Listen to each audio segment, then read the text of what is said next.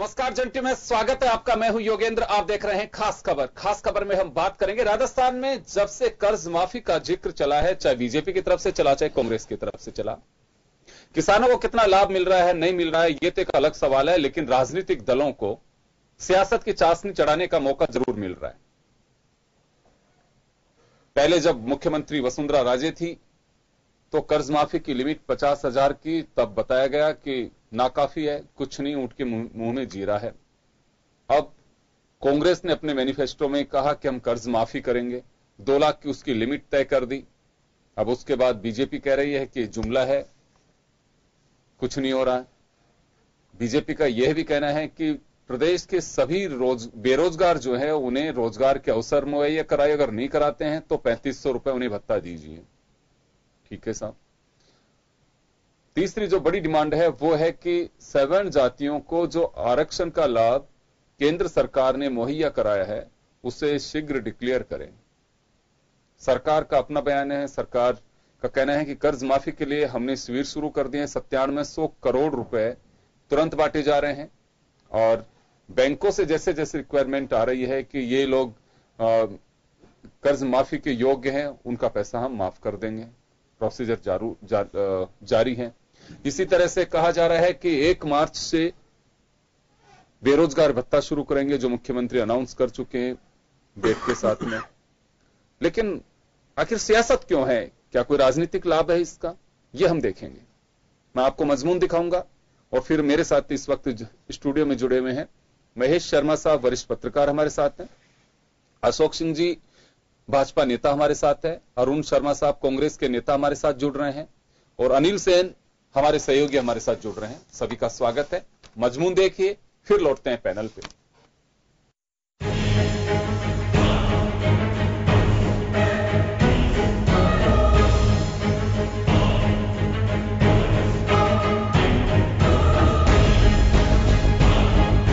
तस्वीरें जयपुर शहर की हैं, लेकिन ऐसी ही कुछ तस्वीरें पूरे प्रदेश भर से रही हैं, जहां पर भाजपा कार्यकर्ताओं ने जेल भरो आंदोलन किया। मामला किसान कर्ज माफी के साथ साथ सवर्ण आरक्षण और बेरोजगारों को भत्ता देने का है। भाजपा ने कांग्रेस के किसान कर्ज माफी की घोषणा के बाद से ही इस मुद्दे पर सरकार को घेरने की कवायद की, जिसमें अब भाजपा का सरकार पर आरोप है कि कांग्रेस ने वादा किया था कि वो किसानों का संपूर्ण कर्ज माफ करेगी, लेकिन अब सरकार किसानों के साथ छलावा कर रही है, जिसको भाजपा बर्दाश्त नहीं करेगी। विधानसभा चुनाव में आपने जनता को मुगालते में रखकर वोट प्राप्त कर लिए होंगे, लेकिन लोकसभा चुनाव में ये कमेटियां बनाना, जरा कैंप लगाना, इसके चक्कर में अब जनता आने वाली नहीं है और लोकसभा के आने वाले चुनाव में भारतीय जनता पार्टी जो किसानों के लिए लड़ रही है उसके पक्ष में वो मतदान करेंगे। पूरे प्रदेश में हर जिला हेडक्वार्टर पर 1 लाख से ज्यादा लोगों ने, 1 लाख का टारगेट था, पर मुझे लगता है कि 1 लाख से ज्यादा लोगों ने पूरे प्रदेश में गिरफ्तारी दी है। भाजपा का किसान ऋण माफी का मुद्दा बड़ा रहा, लेकिन इसके साथ ही सवर्ण आरक्षण को राज्य में लागू करने और प्रदेश के सभी बेरोजगारों को भत्ता देने की मांग रखी गई। भाजपा का आरोप है कि कांग्रेस ने अपने घोषणा पत्र में सभी बेरोजगारों को 3,500 रुपए भत्ता देने का वादा किया था, लेकिन अब महज 1 लाख युवाओं को ही भत्ता देने की तैयारी कर रही है। भाजपा की मांग है कि प्रदेश के 53 लाख बेरोजगारों को सरकार भत्ता दे, वहीं सवर्ण आरक्षण लागू करने के साथ साथ किसानों का संपूर्ण कर्ज माफ करे। उधर कांग्रेस ने भाजपा के इस प्रदर्शन का पलटवार किया है। उप मुख्यमंत्री सचिन पायलट ने कहा है कि लोकसभा चुनावों को देखते हुए भाजपा इस तरह के हथकंडे अपना रही है। तो भारतीय जनता पार्टी के जो लोग हैं वो आजादी के समय शरीक नहीं हो पाए थे। आजादी दिलाने के लिए जेलों में जाने का जब कांग्रेसियों देशवासियों ने संकल्प लिया, उस टाइम वो नहीं थे, गायब थे। तो अब उनको कहीं ना कहीं लग रहा है कि हम कैसे न कैसे चुनाव से पहले कुछ न कुछ ऐसा काम करें कि हम लोगों को जनता दोबारा हमसे बात करे, संवाद करे। विधानसभा चुनाव तीनों प्रदेश में हार चुके हैं और जो 5 साल तक सरकार बीजेपी की नहीं कर सकी, वो 5 हफ्ते में हमारी सरकार ने कर दिया। तो कहीं ना कहीं भाजपा के ज़हन में पीड़ा होना स्वाभाविक है। किसान कर्ज माफी की घोषणा कांग्रेस के लिए फायदेमंद साबित रही और 3 राज्यों में कांग्रेस ने सरकार भी बनाई और यही वजह है कि भाजपा लोकसभा चुनाव में इस मुद्दे को छोड़ना नहीं चाहती है और अब भाजपा ने कांग्रेस को घेरने के लिए किसानों के संपूर्ण कर्ज माफ को लेकर जेल भरो आंदोलन किया है। अब देखना ये होगा कि आखिर आंदोलन का लोकसभा चुनाव पर क्या रंग जमता है। कैमरामैन सुशील यादव के साथ अनिल सेन, जन टीवी, जयपुर।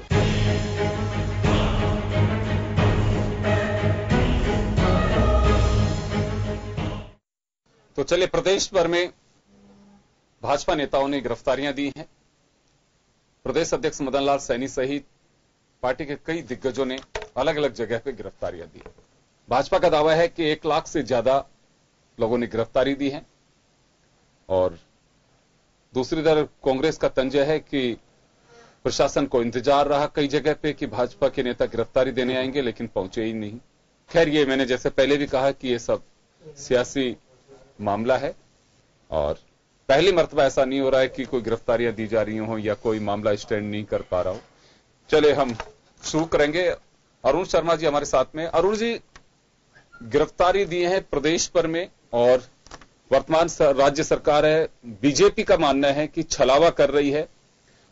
जिन मुद्दों को लेकर के आप चुनाव जीते थे, आपकी सरकार बन गई है और गठबंधन की जो 1 सीट आपके साथ में, उस हिसाब से अब आपको क्लियर मेजोरिटी भी मिली हुई है। ये छलावा जो है, ये बीजेपी प्रदेश की जनता के बीच लेके जाना चाहती है। वो चाहे युवाओं को बेरोजगारी भत्ता देने की बात हो, किसानों के कर्ज माफी की बात हो, सवर्ण आरक्षण जो केंद्र सरकार ने दिया है वो लागू नहीं कर रही है वर्तमान सरकार। ये तमाम चीजें राज्य में लागू हों, उसको लेकर के जनता की आवाज बनना चाहती है बीजेपी और यही वजह है कि गिरफ्तारी देनी पड़ी। देखिए योगेंद्र जी, ये आज बीजेपी ने एक जेल भरो आंदोलन और शुरू किया है। पूरा आंदोलन एक पाखंड और दिखावा है। इनने तब भी जेल नहीं भरी थी जब स्वतंत्रता संग्राम चल रहा था। इनका कोई इतिहास नहीं है कि इनने जेल ढंग से देखी भी है, तो इसलिए अभी जेल भरने का तो खैर कोई अर्थ ही नहीं है। और कई जगह तो लोग वाकई इंतजार करते रहे कि 15-20 लोग भी इकट्ठे हो जाएं तो कुछ लगे तो सही, मतलब कोई रेस्पॉन्स था नहीं इनका, हो भी नहीं सकता। 1.25 महीना नई गवर्नमेंट को बना हुआ है, आप उससे किस तरीके की डिमांड कर रहे हैं? आप कह रहे हैं बेरोजगार भत्ता सबको दो, मतलब आप बेरोजगारी दो, हम बेरोजगारी भत्ता दें। पिछले 5 साल में आपको पता होगा कि राजस्थान की जो बेरोजगारी दर है वो राष्ट्रीय दर से डबल है। देश की बेरोजगारी दर इस समय 6.3 है, राजस्थान की 12.8 है। तो ये सारी मांगे अपने आप में काफी हास्यास्पद है। सरकार बने अभी 1.25 महीने हुआ है, लेकिन संयोग से अब लोकसभा के चुनाव हैं, तो ये बहुत जल्दी में है कि कुछ रिपेयर हो जाए और अचानक किसान से दोस्ती हो जाए। जबकि किसान की जो हालत है वो पिछले 5 साल में बद से बदतर हुई है, ये सब जानते हैं। और जो भी किसान के लिए आज उसके हित के लिए काम हो रहा है, वो चाहे कर्ज माफी हो या अभी आपने वहां देखा होगा जो अंतरिम बजट को अंतरिम बजट नहीं रहने दिया गया और चुनाव घोषणा पत्र सा बना दिया, उसमें भी कुछ कोशिश की गई है। हालांकि बड़ी अजीब कोशिश है वो कि 3 किश्तों में 2-2 हजार रुपए दिए जाएंगे। तो इनको पता है 2000 की पहली किश्त इनको देनी है, उसके बाद। अरुण जी वापस लौटूंगा आपके पास में। अशोक सिंह जी हमारे साथ में। अशोक जी, पाखंड बताया जा रहा है कांग्रेस की ओर से कि पाखंड रचा जा रहा है किसान के साथ में। जब भी बीजेपी सरकार आई है हमेशा धोखा होता रहा है, उसे हमेशा ये दिखाया गया, ख्वाब दिखाते हैं लेकिन उसके साथ फिर वो छलावा होता है। ये आपने सुना, अरुण शर्मा जी सीधा आरोप लगा रहे हैं और गिरफ्तारियों का औचित्य नहीं था, समझ से परे हैं। देखो, सबसे पहले तो ये बात आती है कि इन जिस प्रकार से आप मैनिफेस्टो में लेके आए और मैनिफेस्टो में आपने जो शब्द कहा और आपके राहुल गांधी जी राजस्थान में आए या मध्य प्रदेश में छत्तीसगढ़ में आए, जिस प्रकार से उन्होंने अपने भाषणों में कहा 1, 2, 3, 4, 5 दिन कहे हम आएंगे, जैसे 10 दिन के अंदर आपका पूर्ण कर्जा माफ कर देंगे, उस कर्ज माफी वाली चीज से तो आप वहां तक तो टिके ही नहीं रहे, आप हट गए एकदम।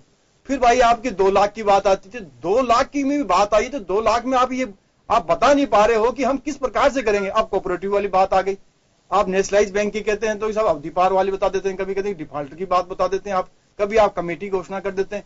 कल आपने जिस प्रकार से आपने कहा है, तो आप उनकी संख्या बताइए, हमने इतने लोगों को कहा और उनका कर्ज कितना माफ किया, किस प्रकार से किया, उन बैंकों के पास आपने पैसा दिया नहीं दिया, आपने वित्त विभाग से सिक्योरिटी ली नहीं ली, जितनी फॉर्मेलिटी होनी चाहिए वो आपने करी नहीं है। बाकायदा आप लोकसभा चुनाव तक इसको किस प्रकार से ले जाना चाह रहे हो, हम ये चाहते हैं कि आपने जो कहा वो करें आप। जहां तक बेरोजगारी भत्ते की बात आती है, तो बेरोजगारी भत्ते के अंदर आपने कहा कि 1 लाख को देंगे, बेरोजगार की संख्या कितनी लाखों से संख्या ज्यादा है, उन लोगों के लिए क्या होगा, आपने मापदंड की बात करी को क्या होगा। जहां तक मोदी जी सरकार ने देखी, अब सेंटर में 10% जो आरक्षण दिया गया, उस आरक्षण के अंदर आपने यहाँ क्या प्रक्रिया अपनाई, कुछ नहीं अपनाई है। बीजेपी के शासित अधिकतर जितने भी राज्य हैं उन लोगों ने उसको बिल को पारित कर दिया है, लेकिन इन्होंने कहा कि स्वतंत्रता संग्राम के अंदर तो इनका कोई जेल के अंदर भी नहीं गया। हेडगेवार जी थे 1925 में जब स्थापना हुई थी, उससे पहले आप देखेंगे हेडगेवार जी किसमें थे, आपकी यू कांग्रेस के जो गुजरात और महाराष्ट्र का स्टेट आता था, उस समय वो नहीं दे गया, वो उस समय जेल में नहीं गया। 1962 की आप लड़ाई में देखिए, आप देखिए किस प्रकार से उन्होंने सहयोग जिसको किया था। नेहरू जी ने खुद ने माना कि 1962 में किस प्रकार से एक व्यवस्था आ रही है, तो आपका सेवा कांग्रेस का सेवा दल भी था और एक आपका आरएसएस का भी विंग था, उसमें आरएसएस के विंग को बुलाया गया और आपके सेवा दल को बुलाया गया। सेवा दल लोगों के पास में आपका एक नाम मात्र की उनके पास गणवेश तक नहीं थी उस समय, और आप आरएसएस का था जो एक उसके गणतंत्र दिवस में जो परेड होती है उसमें वो शामिल हुए। उसके बाद में आप देखिए जो 1965 का युद्ध हुआ, उस 65 के युद्ध में आप जाके देखेंगे तो 65 के युद्ध के अंदर आप जिस प्रकार से भारतीय सेना का कुछ जो तो गोला बारूद था जो वहां पाकिस्तान के अंदर क्षेत्र में रह गया, क्योंकि वहां इतनी गोलियां चल रही थी, लेकिन उस गोलियों के बीच के अंदर सैनिकों ने कहा कि कौन आ सकता है। उसमें आरएसएस के 40 लोग वहां पर गए थे और उसमें से 3 आदमी के लगभग उसमें शहीद हुए थे वहां पर। आप कह रहे हैं कि किस प्रकार से आपने सहयोग नहीं किया गया, आप कहां कह रहे हैं क्यों नहीं किया गया सहयोग? स्वतंत्रता संग्राम के अंदर सबका योगदान था। कांग्रेस को मुक्त करने का नारा गांधी जी ने दिया था, लेकिन आपने आज भी उस चीज को ले रखा है और आप चुनाव बनाव कर रहे हैं। कांग्रेस एक मूवमेंट था, अब उस मूवमेंट के अंदर सभी शामिल थे लोग उसमें, जिसमें कोई भी और सारे दल थे, सब शामिल थे। ये नहीं कह सकते कि आपने सब कांग्रेस के अंदर हमने खून बहा, इन्होंने नहीं बहा है। आज वर्तमान में आपकी बात आती है तो कर्ज माफी के ऊपर आप किस प्रकार से मैनिफेस्टो को लेकर आइए, उस मैनिफेस्टो को आप कहीं पर भी। अशोक सिंह जी, एक बात मैं जानना चाहूंगा आपसे, प्रदेश में कैंप चल रहे हैं, 3 दिन के लिए कैंप लगाए गए हैं, 100 करोड़ रुपए, 9700 करोड़ रुपए गवर्नमेंट का दावा है कि हम कर्ज माफी के चेक बांट रहे हैं, बैंकों में जमा करा रहे हैं। जैसे जैसे तस्वीर क्लियर होगी हम और पैसा देंगे। 1 मार्च से बेरोजगारी भत्ते का अनाउंसमेंट मुख्यमंत्री कर चुके हैं, और जो 7 गरीबों को आरक्षण देने का मुद्दा है, आपको लगता है कि कोई स्टेट उसको रोक पाएगा? देखो, बात आती कर्ज माफी की, कर्ज माफी की उन्होंने कहा कि संपूर्ण कर्ज माफ करेंगे, उस बात से तो ये अड़ीगहरी नहीं है, उससे तो नीचे आ चुके हैं। अब आती है कि बाकी 2 लाख की बात थी, उस पर भी आप किस प्रकार से इंप्लीमेंटेशन करेंगे वो देखिए। आपका वो धरातल पर इतना नहीं आ पाया जो कुछ 1% के रूप में आ रहा है, तो उस प्रतिशत से वो राजस्थान के जो किसान है वो आपको कह रहे हैं कि हमारे साथ किस प्रकार से इन्होंने छलवा किया है। चुनाव में आपने किस प्रकार से आकर के हमारे सामने भाषण दिए, राहुल गांधी जी ने दिए और आपके अन्य नेताओं ने दिए, जो छलवा किया है। रोजगार की बात आती तो रोजगार का अभी तक एक भी एडवर्टाइजमेंट, ये बता दीजिए हमने एडवर्टाइजमेंट निकाला है, या पूर्ववर्ती जो जितनी भी वैकेंसियां जो कोर्ट के अंदर जो पेंडिंग थी कुछ वैकेंसियां थी, उसमें आपने कोई प्रयास किया तो उसमें भी आप बता दीजिए। वहां पर कुछ नहीं बता पाएंगे कितना कर पाएंगे। 1 महीने में थोड़ा जल्दी नहीं है सरकार से अपेक्षाएं करना? भाई चुनाव है ना सर, हम ये कहते हैं कि देखो कि इनको तो हर चीज को चुनाव लगता है। हम तो कह रहे हैं आपका जो मैनिफेस्टो था उसको हम जनता के सामने लेके जाना चाहते हैं। कांग्रेस किस प्रकार से लेके आई है तो उसका इंप्लीमेंटेशन। चलिए मैं वापस लौटूंगा आपके पास में।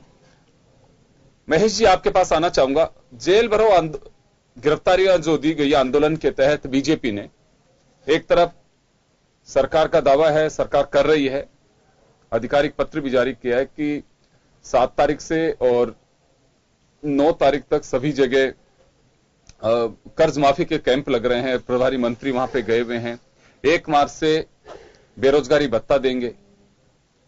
ये प्रदेश की जनता को भरोसा नहीं है या राजनीतिक दलों को भरोसा नहीं है, या फिर लोकसभा चुनाव सामने है तो इससे पहले दोनों ही पार्टियां अपने सियासी अखाड़े को मजबूत करने में जुटी हुई हैं? इसमें कोई दो राय नहीं है कि अब लोकसभा चुनाव आने वाला है और इसमें वोटों, किसान के वोटों को अपनी तरफ आकर्षित करने के लिए दोनों दल लगे हुए हैं। केंद्र सरकार जो है वो किसान सम्मान राशि 6,000 रुपए की साल भर में देने की बात कही है, और इधर कांग्रेस ने 2 लाख तक की कर्जे माफी के लिए आज शिविर भी लगा दी। कल शिविर भी लगा दिए थे, उसके खिलाफ मतलब क्या होता ना, वादा खिलाफ भी दोनों या एक दूसरे पे करते हैं। वादा खिलाफ भी क्या है कि जैसे कि पिछली बार जो सरकार भाजपा की थी जिसने 50,000 तक के कर्ज माफ किए थे, तो उनको ये कहना है कि साहब जाते जाते इन्होंने कर्ज माफी की है, ये कांग्रेस का आरोप था। और हम क्योंकि पहले कह के आए थे 10 दिन के अंदर कर देंगे, तो वो हम ये करके आए, तो हम मतलब सही हैं। और वो पुराना जो है उन्होंने सिर्फ ये सहकारी किया गया था, और उससे आम आदमी का कुछ नहीं, आम किसान का कोई भला नहीं हो रहा था। अब हम जो कर रहे हैं जो उसकी भलाई के लिए कर रहे हैं। भाजपा का जो ये कहना है उनका ये है कि आपने पहले तो ये है कि कोई दबाव नहीं डाल रहे थे हम, आपने 10 दिन के लिए जो सीमा तय की गई थी 10 दिन में तो आपने कुछ किया नहीं।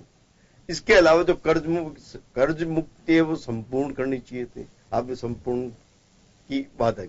ये जैसे एक दूसरे राजनीतिक दल आपस में कर, मकसद सिर्फ ये है कि, और जेल भरो आंदोलन भी इसीलिए कि वह कर्ज माफी को मतलब क्या उन्होंने समय पे नहीं किया, संपूर्ण नहीं किया, इसको लेकर के ये गिरफ्तारियां वगैरह हो रही है। तो आज ये स्थिति ये होगी, ये किसान की सहायता जो इस समय वास्तव में किसान जो कर्ज मुक्ति के से है और जिसकी उपज का सही दाम नहीं मिल पा रहा है, उस किसान को यथार्थ में कुछ अभी फिलहाल कुछ नहीं मिल रहा है। लेकिन इन दोनों मुद्दों को लेकर के एक दूसरे के हितैषी होने, दोनों दल जो है कांग्रेस के हितैषी होने के होड़ में है, और इसकी वजह से ये इस तरह के जो नाटकबाजी जो चल रही है।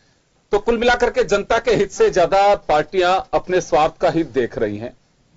मौका जब आता है तो तस्वीर इस तरह की पेश होती है कि कुछ प्रशासनिक हर्डल्स होती हैं, हर चीज संभव नहीं होती। जैसे विपक्ष में जाते हैं तो फिर जनता की आवाज बनना लाजमी होता है, चेहरे बदलते हैं। मैंने जैसा कई बार कहता हूं कि कार्य प्रणाली राजनीतिक दलों की वही है। जब अपोजिशन में कांग्रेस होती है तो सारी बातें लागू होनी चाहिए, और जब सत्ता में आती है तो देखा जाता है कि पैरामीटर्स होते हैं, उसके बाहर नहीं जा सकते हैं, प्रशासनिक की कुछ बाधाएं भी होती हैं। यही बात बीजेपी कहा करती थी। चलिए, अनिल हमारे साथ में जुड़े हुए हैं। अनिल, गिरफ्तारियां हुई हैं, दोनों तरफ से बयानबाजी का दौर भी जारी है। किस तरह से देखा जाए, आम किसान, बेरोजगार या जो गरीब सवर्ण है, उनकी सेहत पे को असर आ रहा है इन गिरफ्तारियों का, या सरकार की जो घोषणा है उनका? देखिए, जहां तक किसान ऋण माफी की बात करें, इसके बैक में अगर जाएं तो किसान से अगर खुद से पूछा जाए, पिछली सरकार ने भी राजस्थान के 50,000 किसानों का ऋण माफ किया था, यहाँ 2 लाख की बात की जा रही है। शायद किसी किसान ने ऐसा नहीं कहा कि उसका ऋण माफ यहाँ पर हो। हाँ, किसान की आवाज ये जरूर उठती रही है, उनको संसाधन दे दो, कृषि मंडी तक उनकी अगर उपज पहुंचती है तो उस फसल को खरीद लो।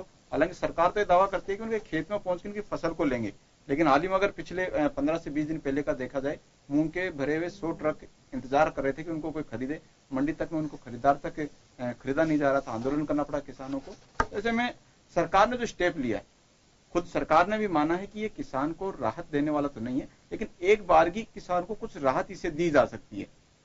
2 लाख का ऋण माफ यहाँ पर किया जा रहा है। लेकिन ये जरूर जिस तरह का आंदोलन चल रहा है, भाजपा विपक्ष में है और विपक्ष में रहते हुए इस आंदोलन को सटीक भी कहा जा सकता है, क्योंकि सरकार को कहीं ना कहीं सचेत करने वाला ये आंदोलन रहेगा और सही तरीके से सही हाथों में ये राशि उनके जाए और वितरण इसका सही भी हो। यह आंदोलन कहीं ना कहीं इस बात को लेकर भी कारगर साबित होगा, क्योंकि आंदोलन की जब रूपरेखा तैयार हुई थी तो उसके बाद में सरकार भी हलचल में दिखी और 7 तारीख से ही ये शिविर यहाँ पर लगाए जा रहे हैं। ऐसे में जरूर कहा जा सकता है कि सरकार ने जो घोषणाएं की हैं, विपक्ष का भी सही कदम कहा जा सकता है, सरकार का कदम भी अब कहीं ना कहीं किसानों को जो ऋण यहाँ पर शिविर लगाए जा रहे हैं उस कदम के ऊपर सटीक अब चल रही है। लेकिन बैकड्रॉप में अगर जाके देखा जाए, किसान को और ज्यादा राहत देने के लिए किस तरह से उसकी आय दोगुनी की जाए, क्योंकि पीएम नरेंद्र मोदी ने पहले कह चुके हैं कि किसान की आय को दोगुना किया जाएगा, तो ऋण माफ करके शायद उसकी आय को दोगुना नहीं किया जा सकता है। उसके लिए और संसाधन यहाँ पर जुटाने होंगे, उसकी फसल किस तरह से 2 गुनी से 4 गुनी फसल उत्पादन उसका हो, उसको कैसे बढ़ाया जा सकता है, ये देखने वाली बात जरूर इसमें कही जा सकती है। तो ऐसे में किसान को और रीड करना होगा। सरकारें देखें, ऋण माफी अपनी एक अलग जगह पर है, लेकिन इतना ही बजट अगर किसी और संसाधनों के लिए किसानों को दिया जाए तो शायद ये कहा जा सकता है कि अनिल, यहाँ दोनों तरफ से आरोप लगाया जा रहा है कि बीजेपी कह रही है कि कांग्रेस ड्रामा कर रही है, कांग्रेस कह रही है कि बीजेपी गिरफ्तारियां दे करके और किसान को ही गुमराह कर रही है कि जब इनके वक्त इनके हाथ में जो चीजें थी ये कर नहीं पाए और अब याद आ रही है सत्ता की, तो सामने लोकसभा चुनाव की, इस वजह से हथकंडे अपनाए जा रहे हैं। ये कांग्रेस का आरोप है। देखिए, अगर लोकसभा चुनाव नहीं होते तो शायद इतना ना तो जेल भरो आंदोलन होता और नहीं शायद कांग्रेस सरकार भी इतने त्वरित में 2 लाख के लिए शिविर भी यहाँ पर आयोजित करती, क्योंकि अगर भाजपा आरोप लगाएगी तो भाजपा ने खुद ने 50,000 का ऋण माफ किया है पिछली सरकार में रहते हुए, किसानों को राहत देने का काम किया। उस दौरान कांग्रेस के भी कुछ इसी तरह के बयान थे। विधानसभा चुनाव से ठीक पहले अगर हम उस तस्वीर को यहाँ पर देखें, कांग्रेस ने यह तक कहा था कि बजट किस तरह से होगा, कहां से बजट लेकर आएंगे। भाजपा भी अब यही कह रही है कि अगर 2 लाख का है तो इसका बजट किस तरह से होगा, किसानों को किस तरह से ये दिया जाएगा, कहां पर इसका पूरा तरह से एस्टिमेट यहाँ पर बैठाया गया है। अब घोषणा हो गई है तो इस पर जरूर एक सकारात्मक कदम भी उठाना चाहिए। कहा जा सकता है विपक्ष से विरोध जाहिर है, विरोध किया जाना चाहिए। संपूर्ण कर्ज माफी शायद लगता नहीं संभव हो राजस्थान के अंदर। हाँ, एक दायरा जरूर यहाँ पर बन सकता है कि किस वर्ग के किसान को और जोड़ा जा सकता है। अगर इस पर रिसर्च करके भारतीय जनता पार्टी कुछ कदम उठाए, सरकार के साथ में वार्ता करे, तो ये जरूर कहा जा सकता है कि अच्छी पहल होगी। लेकिन लोकसभा चुनाव को लेकर ज्यादा कहीं ना कहीं अब किसान का सियासती मोड़ यहाँ पर देखा। तो चलिए, ये जो अखाड़ा दिखाई दे रहा है वो उसकी महज एक तस्वीर जो बन रही है, लोकसभा चुनाव बन रही है कि लोकसभा चुनाव में आखिर होगा क्या। अगर लोकसभा चुनाव में कोई भी राजनीतिक दल अपना वजूद बनाए रखना है तो उसके लिए जनता की आवाज तो बननी ही पड़ेगी। और यही वजह है, जैसे मैंने लगातार कहा कि ये पहले मर्तबा इस तरह का ग्रेट पॉलिटिकल ड्रामा नहीं है, इससे पहले भी हुए हैं। चाहे कर्जमाफी के शिविर की बात करें कि जैसे चुनाव नजदीक आते हैं राजनीतिक दल उद्वेलित तो होते ही हैं, साथ साथ हितैषी भी बनते हैं। एक बार फिर मैं जाना चाहूंगा अशोक जी के पास में।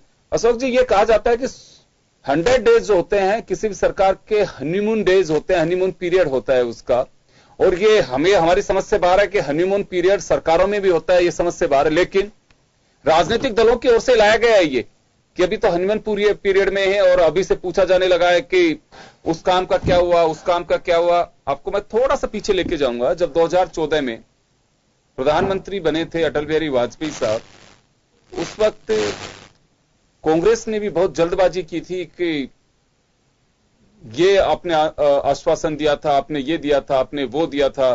तब कहा जा रहा था कि अभी तो 100 डेज हुए हैं, अभी तो हनीमून पीरियड में है मोदी सरकार। तो गहलोत सरकार को हनीमून पीरियड में नहीं रहने दोगे? देखो, जहां तक बात आती है किसान कर्ज माफी है, जो इन्होंने मैनिफेस्टो में लिखा था वही बात जनता दोहरा रही है, किसान दोहरा रहा है और भारतीय जनता पार्टी विपक्ष के रूप में इनको दोहरा रही है। वो बात हम उस पर अड़ी आ रहे हैं कि आपने कहा उसका इम्प्लीमेशन कीजिए। हम ये नहीं कह रहे हैं कि आप हनीमून पीरियड आपका 100 दिन लीजिए, 200 दिन लीजिए, 300 दिन लीजिए। बिल्कुल, वो बात नहीं है। अपने बात यह है कि 10 दिन कह करके 3 राज्यों में सरकार भी गवा दी और अभी कांग्रेस भी कुछ नहीं कर पा रही है जनता का। हाँ, तो यही तो जो जनता की आवाज कौन बनेगा? भारतीय जनता पार्टी जनता की आवाज बन रही है, जनता की आवाज को उठा रही है। आपने कहा उसी को हम कह रहे हैं कि आप इसको करो, इसका इम्प्लीमेशन करो। हमसे लोकसभा में तो असर ना हो। ये हम तो लोकसभा का असर का देखकर कुछ नहीं कर रहे, हम तो जनता की आवाज को कर रहे हैं, किसानों की आवाज को देखकर कर रहे हैं कि किसानों के लिए आपने जो वादे किए वो वादे 10 दिन में आपने क्यों नहीं किए? आपने कहा संपूर्ण कर्ज माफी करेंगे, संपूर्ण सबसे तो आप हट गए। अब आया 2 लाख की आए तो 2 लाख में भी आप किस प्रकार से उसका इम्प्लीमेशन कर रहे हो वो नहीं आ रहा, धरातल के ऊपर नहीं आ रहा। किसान जाता है बैंक में जाके पूछता है कि मेरे कर्ज का क्या हुआ, बोला तेरा कर्ज भी बढ़ रहा है और इंटरेस्ट भी बढ़ रहा है और पेनल्टी भी बढ़ रही है। एक बात मैं जानना चाहूंगा, चाहे बीजेपी हो चाहे कांग्रेस हो, ये एडमिनिस्ट्रेटिव हर्डल नहीं कही जानी चाहिए। इससे एक क्राइटेरिया तय करना पड़ेगा, चाहे कोई हो सरकार, कि हां इन आदमियों को इसका बेनिफिट मिलना चाहिए। कृषि कर्ज के नाम पे आप माफ कर रहे हो और वो कर्ज लिया है मकान बनाने के लिए। ऐसे ऐसी बातें भी सुनवाई को आती हैं कि कर्ज माफी में ऐसे ऐसे हीरोज भी हैं जिन्होंने कृषि ऋण उठाया है लेकिन वो ब्याज पे पैसे चला रहे हैं। क्या वास्तव में कुछ ऐसे लोगों को आइडेंटिफाई करके कोई भी हो पार्टी, सिर्फ वोट से परे जनता की गाड़ी कमाई के पैसे का फिक्र भी होना चाहिए? देखो कि कर्ज माफी का जो किसानों को दिया जाता है, कुछ तो दिया जाता है। जैसे फसल बोएगा, वो रबी की फसल हो चाहे खरीफ की फसल हो, उस रबी की फसल में खरीफ की फसल में ये देखा जाएगा वो बुआई के लिए क्या चाहिए उसको। सर मैं दूसरी बात, अशोक जी आपने मेरा सवाल नहीं सुना, मेरा सवाल नहीं सुना। मैं यह कह रहा हूं कि एक्चुअल में जो किसान है जिसने वास्तव में खेती के लिए ऋण लिया, जो डिजर्व करता है, पैसे उसी के माफ हो, या कई ऐसे भी हैं कि जो कृषि ऋण को आड़ में लेकर के और दूसरे धंधे कर रहे हैं, उस पैसे को कोई ब्याज पे दे रहा है, कोई दूसरे काम में चला रहा है, वास्तव में उनकी आइडेंटिफिकेशन होना चाहिए उनका, क्योंकि पैसा जनता की गाड़ी कमाई का है।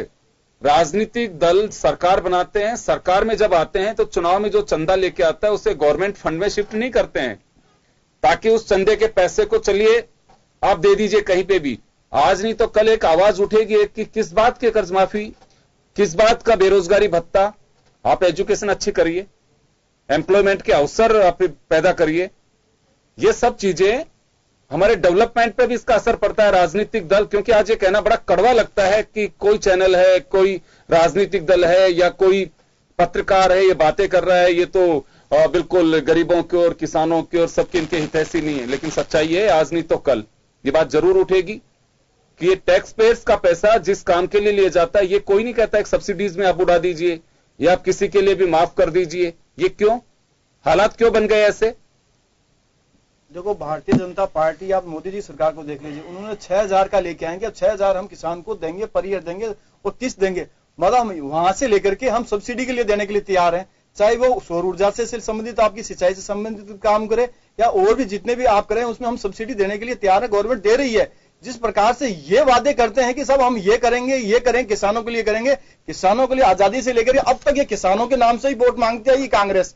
लेकिन हकीकत में किसानों की क्या स्थिति कैसे सुधारी? आपने स्वामीनाथन आयोग की रिपोर्ट को आपने किस प्रकार से दबाए बैठे, आपने उस रिपोर्ट पर आपने क्या किया, क्या नहीं किया, ये भी आपको देखना चाहिए कि क्या नहीं किया। जहां तक किसान की बात आती है कि उसको अल्पकालीन जो फसली ऋण दिया जाता है वो उसकी गिरदावरी रिपोर्ट पर देखा जाता है, उसने फसल बोई है, किस फसल की बोई है, किसकी नहीं बोई है, उसके हिसाब से उसको कोऑपरेटिव बैंक देती है, वो उसका भी एक निश्चित 1 लाख के लगभग या उससे भी कम ही लोन दिया जाता है। बाकी नेशनलाइज आपका जवाब मैं दिलवा देता हूं, आपको जवाब मैं दिलवा देता हूं। अरुण शर्मा साहब, आपके पास आना चाहूंगा जी।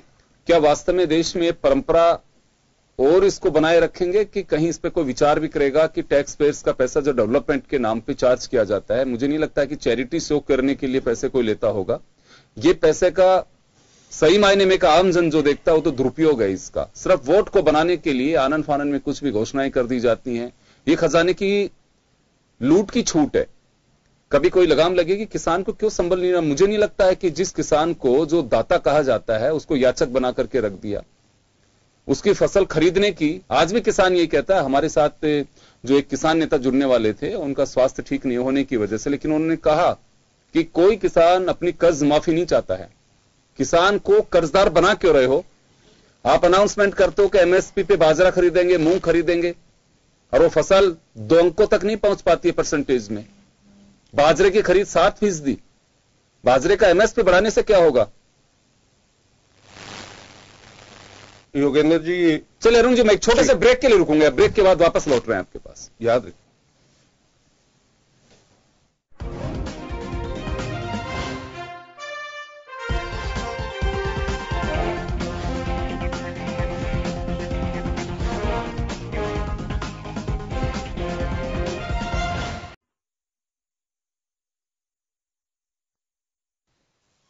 ब्रेक के बाद एक बार फिर आपका स्वागत है। आप देख रहे हैं खास खबर। बात कर रहे हैं हम कर्ज माफी, बेरोजगारी भत्ता, सवर्ण आरक्षण प्रदेश में लागू हो, इसको लेकर के बीजेपी सड़कों पे उतरी है और कहा जा रहा है कि सोमवार से जो विधानसभा का सत्र चलेगा उसमें भी हम सरकार को घेरेंगे और अपना वादा याद दिलाएंगे कि आपने 10 दिन का वादा किया था। हम आपको बता दें कि हाल ही में 5 राज्यों के विधानसभा चुनाव के दरमियान 3 राज्यों में कांग्रेस ने भाजपा से सत्ता छीनी। उस वक्त राहुल गांधी ने छत्तीसगढ़ में अनाउंसमेंट किया था कि हम कर्ज माफी करेंगे, किसान के हालत 5 साल में खराब हुई है, यह दावा था राहुल गांधी का, और 10 दिन के अंदर हम कर्ज माफ कर देंगे। बस वही बीजेपी इस बात को लेकर के इश्यू बनाया है कि सत्ता जाने का एक बड़ा कारण कर्ज माफी का 10 दिन का अनाउंसमेंट रहा, और अब लोकसभा चुनाव सामने है। अगर उनका वादा 10 दिन का अगर जनता के बीच नहीं लेकर के गए तो फिर एक बड़ा राजनीतिक नुकसान हो सकता है। कांग्रेस ने आनन फानन में कैंप तो लगाए, लेकिन अब कितने लोगों को इसका बेनिफिट मिलेगा ये देखने वाली बात होगी। ये मुद्दा खत्म नहीं होगा। लोकसभा चुनाव के बाद में हो सकता है कि शांति रहे, लेकिन फिलहाल तो ये सिरे चढ़ता नजर आ रहा है। चले, मैं अरुण शर्मा साहब के पास में जाना चाहूंगा। अरुण जी, कर्ज माफी को लेकर के किसान से जब हमारी बात होती है तो वो ये कहता है कि हमें याचक नहीं बनाया जाना चाहिए, हम मेहनत से फसल पैदा करे और जनता के को जो उसका हक है खाने का वो हम दे सके, हम उसी दायरे में रहना चाहते हैं। लेकिन हमें बेवजह याचक बनाया जा रहा है। उसकी हालत जब बिगड़ी तो उसे कर्ज माफी उसकी जरूरत भी बन गई आज के समय में। लेकिन ये क्यों नहीं किया जाता है सरकारों की ओर से कि जो क्रॉप है, कहा तो बहुत जाता है कि 21वीं सदी में है, मॉडर्न टेक्नोलॉजी में हम आ रहे हैं, किसान को देखे हम उसके लिए पॉली हाउस, ग्रीन हाउस, हम उसके लिए अलग अलग जगह पे स्टोरेज के लिए बना रहे हैं। लेकिन कहां है ये सब चीजें, क्यों नहीं दिख रही है?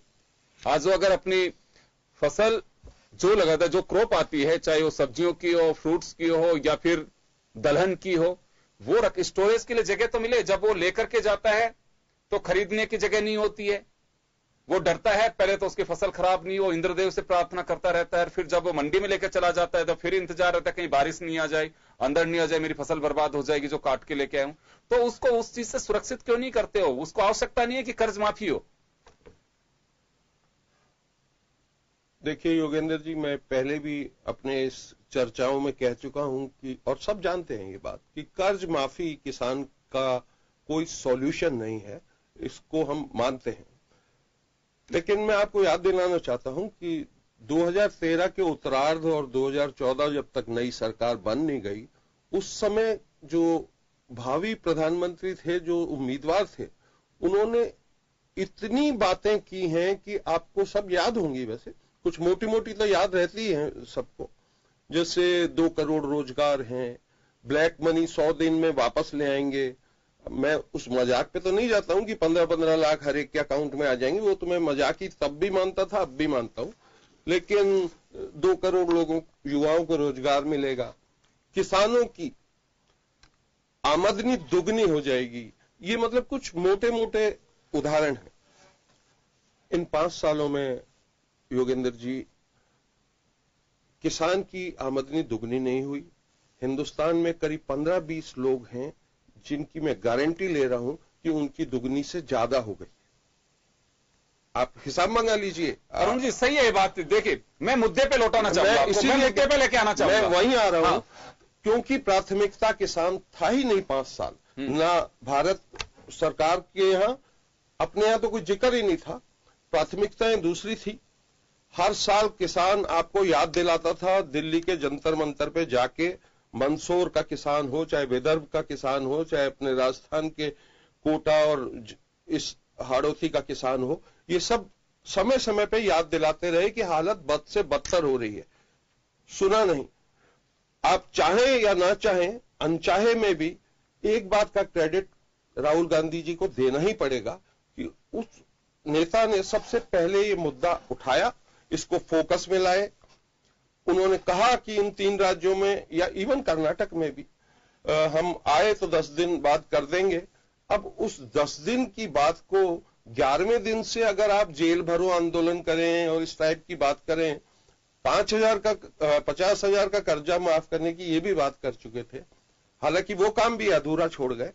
कुल 4,000 करोड़ का इनने प्रावधान किया। आपको मालूम है वो काम भी अब हमको ही करना पड़ेगा।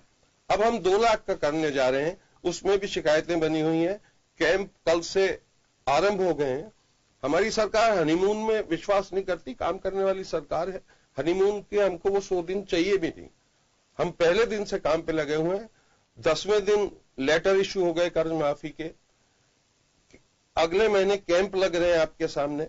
अभी पहले कोऑपरेटिव बैंक के माफ होंगे, उसके बाद नेगोशिएशन चल रहे हैं कॉमर्शियल बैंक से भी, पीएलडीबी से भी हमने अतिरिक्त बात की है। वो जमीन गिरवी रख के कुछ लोन देती है, उनके भी माफ होंगे और जमीन किसान को वापस दी जाएगी। और मुझे छोटा सा सवाल है मेरा यहाँ पे, क्या होता है, जनता बहुत भोली होती है।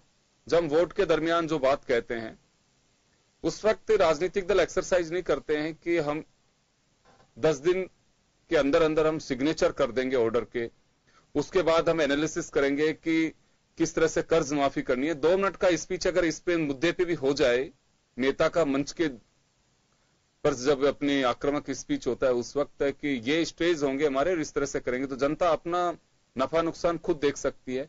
उस वक्त क्यों कहा जाता है, कोई भी, मैं आपको नहीं कह रहा हूं, मैं बीजेपी के लिए भी, कांग्रेस के लिए भी, कोई भी पार्टी हो, उस वक्त सब्ज बाग इस तरह के दिखा दिए जाते हैं कि कुर्सी पे बैठने के साथ ही शायद ये सारी चीजें होना शुरू हो जाएंगी। उसको जनता को नहीं मालूम होता है कि उस समय हर्डल सामने आ सकती हैं, कि मजबूरी सामने आएंगी, ये सब चीजें को सोचता नहीं है। तो राजनीतिक दल उस वक्त नहीं बताते हैं कि ये इतने दिन का फिर एक प्रोसीजर होगा, हम इस तरह से करेंगे। नहीं, जनता उतनी भोली नहीं रह गई है जितनी योगेंद्र जी आप समझते हैं। एक्चुअली जनता को बिल्कुल करेक्ट असेसमेंट है। राजनीतिक दल कुछ भी कहते रहे, उनको एक ठीक ठाक अनुमान है कि एक सरकार है, बनी है, शपथ ली है, मंत्रिमंडल गठित हुआ है। इन सब चीजों में टाइम लगता है। ये कोई बिल्कुल जादुई मामला नहीं है, कहीं आप किसी चौराहे पे खड़े होकर घोषणा कर दो कल से ये कर्जे माफे देने मत जाना। ये पूरा प्रोसीजर है। जैसे इसमें आपको पात्र ढूंढने पड़ते हैं, ठीक पात्र भी है या नहीं। आपको पता ही है अपना देश काफी महान है, इसमें कई कर्मचारी भी किसान बन के ले लेते हैं, राजनेता भी ले लेते हैं। इन सबको मतलब पात्रता देखनी पड़ती है, लिस्ट बनानी पड़ती है, और एक बेसिक ईमानदारी होनी चाहिए कि ये जो ऋण माफी है इसमें कोई अवांछित फायदा नहीं उठाए और सच्चे किसान को राहत पहुंचे। बाकी एम्पावरमेंट ऑफ फार्मर तो बहुत इंपॉर्टेंट है सर। ये कर्जा माफी बहुत, मैं लौटूंगा, वापस आऊंगा आपके पास में। महेश शर्मा जी हमारे साथ में। महेश जी, राजनीतिक दल जब अपना स्पीच देते हैं तो उस दौरान ये बात सही है कि कोई ना कोई चीज छाप छोड़ती है, और ये उलझन उनके सामने भी होती है कि कौन सा ऐसा मुद्दा होगा जिसकी वजह से एक बार तुम्हारे मकसद में कामयाब हो। क्योंकि 5 साल बाद अगर सब कुछ खैरियत रहती है तो मकसद एक ही होता है कि सत्ता की कुर्सी कैसे मिले, चाहे स्टेट गवर्नमेंट में हो या यूनियन गवर्नमेंट में हो, मकसद एक ही होता है। कभी जनता वास्तव में ये जवाब मांगती है कि ये पैसा कहां से लाओगे, किस तरह से कर्ज माफ होगा, क्या वास्तव में कोई आप हमें सब्ज बाग तो नहीं दिखा रहे। और बाद में कहा जाता है कि कब होना चाहिए कि चुनाव के दरमियान जो अनाउंसमेंट होते हैं, मैनिफेस्टो होता है, अगर वो पूरे नहीं कर पाते हैं तो एक धोखे का या ठगी का एक आरोप लगना चाहिए राजनीतिक दलों पे। ये सब संभव कैसे होगा? ये देखिए, जब तक ये बार बार में राज्य सरकारें और ये यहाँ तक कि केंद्र सरकार एक जवाबदेही विधेयक लाने की बात कर रही है, ये जवाबदेही विधेयक आने के बाद राजनीतिक स्तर पे और प्रशासनिक स्तर पे तय होगा कि किसकी क्या भूमिका किस रूप में लाई। पहले तो ये जवाबदेहीता वाला बिल आए।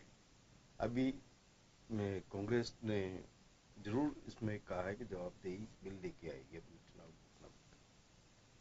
अब वो आता है किस स्तर पे आता है, किस तरह का, ये देखिए।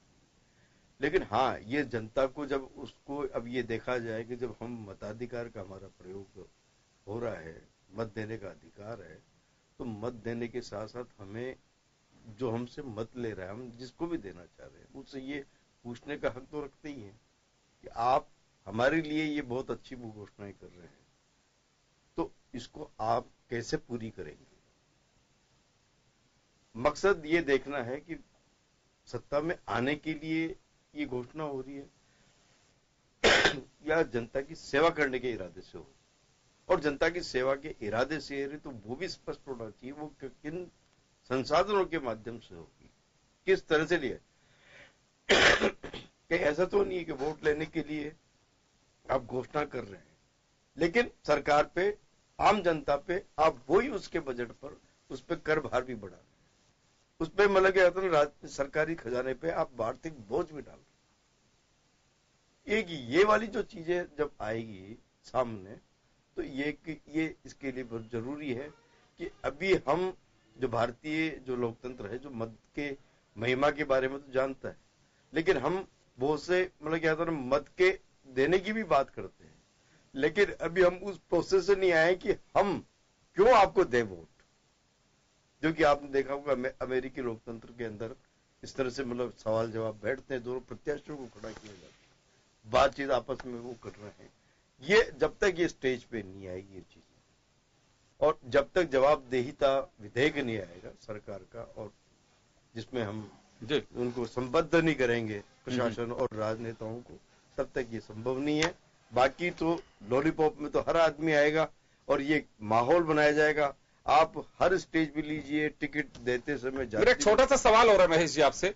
विकास एजेंडा नहीं रहा, विकास के मायने बदल गए हैं, कोई राजनीतिक दल मंच से अपने विकास की बातें कहने से ज्यादा सामने वाले की कमियां गिनाना, उसके वादे गिनाना, उस पर ज्यादा भरोसा करता है। क्या वास्तव में जनता के बीच ये गहरी पैठ छोड़ते हैं कि विकास के एजेंडे? विकास के बाद सब करते हैं, हम ये विकास कर देंगे, विकास तो सतत एक प्रक्रिया है जो होती है, और सरकार में जो भी दल आता है उसका दायित्व होता है कि वो विकास का उसको प्रवाह को बराबर निरंतर बनाए रहे। जी अनिल, एक बार मैं वापस लौटूंगा। अनिल के पास मैं जाना चाहूंगा। अनिल, मैं पिछले कुछ साल से स्पीच देख रहा हूं नेताओं की, चाहे बीजेपी हो, कांग्रेस हो, बीएसपी हो, समाजवादी पार्टी, कोई भी हो, अपने विकास के एजेंडे को लेकर के कार्यकर्ताओं के बीच तो कहा जाता है, लेकिन इस बात को ज्यादा इंगित किया जाता है कि सामने वाले की कमजोरियां क्या हैं उसको पकड़ करके और मंच पे कहिए, जनता के बीच लेकर के जाइए। तो ये भरोसा क्यों टूट रहा है राजनीतिक दलों का कि अपने विकास के एजेंडे से ज्यादा सामने वाले की कमजोरी, उसके वादे पूरे नहीं है तो उनको गिनाना है? देखिए बिल्कुल, और विकास के एजेंडे पर शायद सरकारें हो या पार्टियां हो कम ही दिखाई देती हैं। आजकल नेताओं के भाषण और बयान इस तरह के हो गए हैं, जैसे विज्ञापन जो टीवी पर आता है और उस विज्ञापन के भांति किस तरह से हाईलाइट हो सकता है। मेन चीज क्या है, स्टार लगा के उस चीज को छुपा दिया जाता है कि उसमें और पीछे की बैकग्राउंड चीजें क्या है। जैसे कर्ज माफी वाली बात ही थी, संपूर्ण कर्ज माफी में कौन किसान यहाँ पर आएंगे? ऑल ओवर अगर देखा जाए तो संपूर्ण में सभी किसान आ जाएंगे। बेरोजगारों को भत्ते की अगर बात की जाए तो राजस्थान में जितने भी बेरोजगार हैं, शिक्षित बेरोजगार हैं, अशिक्षित बेरोजगार हैं, वो सारे दायरे में आते हैं। अब कहते हैं कि पंजीकरण उनका नहीं है, 1 लाख लोगों के बेरोजगारों का पंजीकरण है। तो ये जो सब चीजें हैं कहीं ना कहीं उस स्टार में छिपी हुई हैं, नेताओं के बयान और भाषण में छिपी है, जो हाईलाइट तो कुछ चीजें करना चाहते हैं, जो खुद चाहते हैं कि ये चीजें हाईलाइट हो, माहौल इस चीज से बन जाए, माहौल बन जाएगा, पब्लिक में एक मैसेज जाएगा और अपनी जो मकसद है कहीं ना कहीं उसमें हम लोग कामयाब हो जाएंगे। तो यही वजह है कि आप स्टेट के चुनाव देख लें, केंद्र के चुनाव देख लें, वहां पर भी विकास का विजन कहीं ना कहीं गौण होता हुआ देखा जा सकता है। विकास की चीजें पटल पर कम आती हैं। ये बताया जाता है कि हम आएंगे, घोषणा कर देंगे कि कर्ज माफी इस तरह से करेंगे, आएंगे तो हम लोग युवाओं को, बेरोजगारों को इस तरह से हम बता देंगे, लेकिन बेरोजगारों के लिए हम रोजगार कहां से लाएंगे? ये शायद छुपी हुई जो चीजें, हम कितने रोजगार दिए हैं। सरकार ये भी तो बात रखे कि हमने 5 साल के अंदर इतना ये काम किया, इस स्तर से किया और अब हमारे पास ये विजन है जिसके आधार पर हम इसको डबल यहां पर करने वाले हैं। तो ये कहीं ना कहीं बयानों में भी जो टीवी के जो विज्ञापन है उनकी कहीं ना कहीं छाप दिखती है। अशोक जी, वापस लौटूंगा आपके पास में। ये लेखा जोखा नहीं दिया जाता है कि वास्तव में कर्ज क्यों बढ़ रहा है, कर्ज माफी कितने लोगों की है, एक्चुअल फैक्ट्स क्या है। केवल अभी अपनी तस्वीर उज्जवली दिखाने के लिए हम सब ये काम करते हैं। कोई राजनीतिक दल हो, एक एजेंडा होता है, उससे हाइड कर दिया जाता है, छिपाया जाता है कि ये चीजें होंगी तो इससे पोल खुलती है। आज आप कह रहे हैं कि हमने स्वच्छ भारत अभियान चलाया, बेटी बचाओ बेटी पढ़ाओ अभियान चलाया, आपके 129 योजनाएं बता रहे हैं आप लोग कि जो देश के लोगों को मिली। उज्ज्वला योजना है, बहुत सारी योजनाएं हैं। बेनिफिशरीज को आपने बुला के सम्मेलन भी कराया, लेकिन राजस्थान में उसका कोई बहुत ज्यादा असर नहीं हुआ। तो विकास के एजेंडे से ज्यादा सामने वाले की कमी पर ज्यादा भरोसा क्यों किया जाता है? उससे ज्यादा बेनिफिट होता है। जहां तक बात आती है डेवलपमेंट की बात आती है, डेवलपमेंट में आप देखिए जिस प्रकार से आप मोदी जी को देखेंगे, आप जितनी भी योजना आई है जो किसके लिए आई है, जो जिसकी आवश्यकता है उसके अनुरूप हमने योजना लेके आए। इस प्रकार से नहीं है कि जिस प्रकार से आप कर्ज माफी के अंदर आप जा रहे हो, कहां जा रहे हो, 9 स्टेटों में आप ये नहीं बता रहे कौन से स्टेट की या आपकी जो पॉलिसी है उसको हम अडॉप्ट करेंगे। ये तक आपने कहा है कि एफिडेविट लेंगे आप, मतलब जो ऋण नहीं चुका रहा है उसको दोबारा से ऋण देंगे नहीं देंगे उसके बारे में कहीं नहीं लिखा आपने। मतलब आपका कोई एजेंडा नहीं है ऋण माफी के ऊपर। और जहां तक आप बेरोजगारी की बात आती है तो बेरोजगारी में नहीं, मेरा तो दूसरा सवाल है। मैं उस पर जानना चाहता हूं कि राजनीतिक दल अपने विकास के एजेंडे से ज्यादा सामने वाले की कमजोरी हो, उसके वादे हो, इरादे हो, उनको मंच पे क्यों लाया जाता है? अपने एजेंडे पे कायम क्यों नहीं रहते? भरोसा नहीं रहता? देखो कि विपक्ष का जो काम होता है, विपक्ष का ये काम है कि जिस प्रकार से आपकी सरकार जो चल रही है आज वर्तमान में, उसको आप सजग रहे कि आपको ये करना है काम। यदि फिर विपक्ष ये काम नहीं करेगा तो फिर जनता किस लिए उसको क्या देखेगी, विपक्ष क्या कर रहा है। विपक्ष को भी अपना धर्म निभाना पड़ता है और उसमें आप सत्ता को पक्ष को भी ये देखना चाहिए कि हम उसमें हैं, तो विपक्ष जो कह रहा है उसको भी हम सुने और उनके विचारों को लेकर के हम चले। यदि हम ये आज कहते हैं जेल भरो के आंदोलन नहीं करते तो कल आज 7 तारीख तो ये वितरण की बात ही नहीं आती थी, उससे पहले कहीं बात ही नहीं कर रहे थे। ये तो आगे तक बताओ नहीं किस प्रकार से करते, काम नहीं करते। तो विपक्ष को भी अपना धर्म निभाना पड़ता है, तो विपक्ष अपना धर्म निभा रहा है। तो अब सत्ता पक्ष है, उसको देखना है कि हमें किस प्रकार से इसका इम्प्लीमेशन करना है, कौन सी स्टेट की पॉलिसी हमें लागू करनी है। तो चलिए, ये बीजेपी के अगर प्रेशर नहीं होता जेल भरो आंदोलन का, तो 7 से 9 तारीख तक की कर्ज माफी के शिविर नहीं लगते, 9700 करोड़ का जो बेनिफिट किसान को फिलहाल मिल रहा है वो नहीं मिल पाता। अरुण शर्मा साहब, ये सब प्रेशर की राजनीति है। अंडर प्रेशर जब तक राजनीतिक दल नहीं आते हैं तब तक काम नहीं करते हैं। इस प्रेशर को तो बनाइए रखिए ताकि वास्तव में जनता का भला होता रहे। देखिए सर, ये बाहर के प्रेशर इतने काम नहीं करते हैं जितने आंतरिक प्रेशर काम करते हैं। अगर राजनीतिक दलों में आंतरिक इच्छा हो जनता के भला करने की, तभी हो पाते हैं। आप ये देखिए, मैं एक बार फिर आपका ध्यान आकर्षित करना चाहता हूं, राजनीति में ये कड़वाहट का जो दौर चल रहा है इस समय, वो कितना पुराना है। अगर मुझे ठीक से याद है तो इतिहास है इस देश में कि विपक्ष को ठीक ठाक इज्जत दी जाती थी, विपक्षी नेताओं को इज्जत दी जाती थी। आप सबको मालूम है, अटल बिहारी वाजपेयी जी को जब जब भी देश को जरूरत पड़ी उनकी सेवाओं की, कांग्रेस सरकार हो तो भी उनने आगे हाथ बढ़ा के उनकी सेवाएं ली। उसी तरीके से वाजपेयी जी भी पूरी इज्जत सब कांग्रेस के नेताओं की करते थे। ये कड़वापन नया है, पिछले 5-6 साल से आया है। मोदी जी के पास एक सुनहरा अवसर था, मैं ऐसा मानता हूं। पिछले 30 साल में इतनी मजबूत सरकार, इतने बहुमत वाली सरकार नहीं आई थी। मुझे बड़े अफसोस से कहना पड़ता है कि इस मजबूती का कोई फायदा नहीं उठाया गया, बल्कि लगातार विपक्ष को नीचा दिखाने में जितना समय व्यर्थ किया गया है वो कोलासल है। तमाम चुनाव रैलियों में, लोकसभाओं में, विधानसभाओं में जिस तरीके से विपक्ष की खिल्ली उड़ाई गई है, उनको विपक्ष का दर्जा तक नहीं दिया जाना। प्रधानमंत्री को आप चोर शब्द, मैं एक बार खत्म कर लूं सर, मैं बीच में बोलने वाली डिबेट में मैं हिस्सा नहीं। प्रधानमंत्री को आप चोर शब्द कह रहे हो, आप तो आपकी इस तरह की भाषा, आप देखिए किस प्रकार की इस तरह की भाषा। प्रधानमंत्री को क्या कह रहा हूं मैं? नहीं, आपके राष्ट्रीय अध्यक्ष कह रहे हैं ना, चौकीदार। हाँ, वो चौकीदार चोर, देखो क्या भाषा है, उस पर भी आता हूं मैं। देखिए, चौकीदार शब्द ही मतलब हमने नहीं चुना है। कह रहे हम तो चौकीदार हैं। हाँ, मोदी जी ने खुद चौकीदार, लेकिन उसका आगे आपने चुना है। देखिए, अभी वो साबित होना बाकी है, लेकिन ऐसे आज की खबर है, आपने पढ़ा होगा, अब तो सार्वजनिक डोमेन में है कि डिफेंस मिनिस्ट्री की पूरी पत्रावली अब सामने आ गई है, जहां डिफेंस एक्सपर्ट्स ने पूरा ऑब्जेक्शन उठाया है कि ये डायरेक्ट पीएमओ दखल नहीं करे नेगोशिएशन करने में राइफल डील की।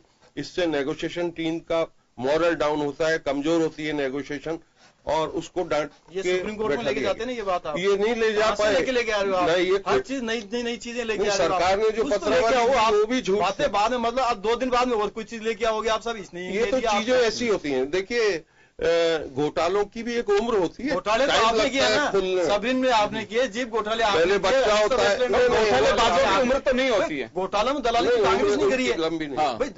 भाई राज आपने ज्यादा किया है तो आप ही आपके समय हुए सारे घोटाले। ये नाराजगी ठीक घोटाले में हमने राज ज्यादा। आप ये बताइए, इसमें कोई सुप्रीम कोर्ट का दिशा निर्देश हो, कोई भी कहीं कोई ऐसी कोई FIR दर्ज हुई हो, किसी कोई जांच चल रही हो, उसको तो आप ठीक तो बोलोगे, चोर बोलोगे आप, बिना किसी के आप कैसे कर दोगे ये चोर है। चोर की भी आप याद दिलाना चाहता हूं, मैं इसमें बराबरी नहीं करना चाहता अशोक सिंह आएगा चोर। अशोक सिंह जी, मैं इसमें बराबरी नहीं करना चाहता आपसे, लेकिन मैं आपको याद जरूर दिलाना चाहता हूं, लोकसभा में प्रधानमंत्री मनमोहन सिंह जी को चोर है के नारे पहले किसने लगाए थे? अगर आपको याद नहीं है तो मैं बता देता हूँ, भारतीय जनता पार्टी ने। भाई घोटाले हुए ना आपके, बस अरे यार, CWC किसका हुआ? आपके घोटाले हुए, सारे घोटाले नहीं हुए। बात क्यों चलती है? वो 2G 4 साल 5 साल 2G के नाम पे चुनाव जीत गए। में भी आपने CBI की इंक्वायरी बिठाई, सुप्रीम कोर्ट के कहने से आपकी सत्ता थी और फैसला आपके राज में आया। आपने कैसा कमजोर केस किया उसको, तभी तो आप बरी हुए हैं, तभी तो उन्होंने कहा कि CBI किस प्रकार से चाल-चलन चल रही है। सारे केस तो CBI आखिरी 2 महीने के लिए रखे हुए बैठे हुए 5 साल से।